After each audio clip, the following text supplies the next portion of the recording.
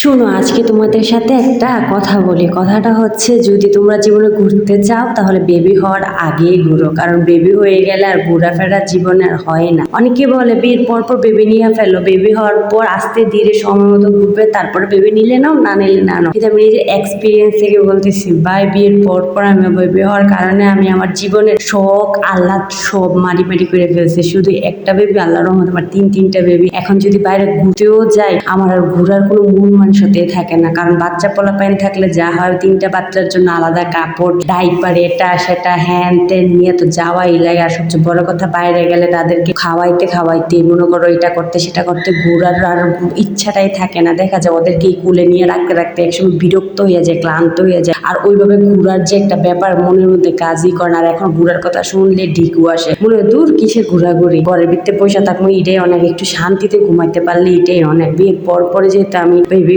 আমার চলে আসছে, যার কারণে জীবনে ঘোরাফেরার যে সকালাত ওইটা আমার ওইভাবে হয় না। আর বাইরে যদি যাইও, দেখা যায় বাচ্চা কাচ্চা নিয়ে একটা মন মানসিকতা নষ্ট হয়ে যায়, চিগলি কইরা ঘোরার আর ইচ্ছাটাই থাকে না। সেজন্য বলি কি, যে তোমরা যারা এখনো মনে করো বেবি নেওয়ার প্ল্যানিং করতেছো, তাহলে বলি কি, বেবি নেওয়ার আগে অন্তত জীবনে একটু যে আলাদা শখ আলাদা আছে এগুলা কইরা নাও, না পরে আমার মতন পস্তাইবা। আর আমি চাই না তোমরা আমার মতন পস্তা, কারণ আমি রীতিমতো মানসিক রোগী হয়ে যাইতেছি। না একটু ঘুরতে যাইতে পারি, না মন মতো কিছু করতে পারি, না শান্তিতে ঘুমাইতে পারি। এই বাচ্চা তিনটারে নিয়ে হাউ মাউ করতে করতে করতে করতে আমার দিন যায়। তবে দিন শেষে একটা শান্তি, যে বাচ্চাগুলো ঘুমাইলে অন্তত শান্তিতে একটু নিঃশ্বাস নিতে পারি। কিন্তু একটার পর একটা ঘুমায়, ঠিক মতো ঘুমায় না, একটা ঘুমাইলে আরেকটা উঠে যায়। তাই বলি কি, যদি তোমরা ঘুরার হয় তাহলে বাচ্চা হওয়ার আগে ঘুরো।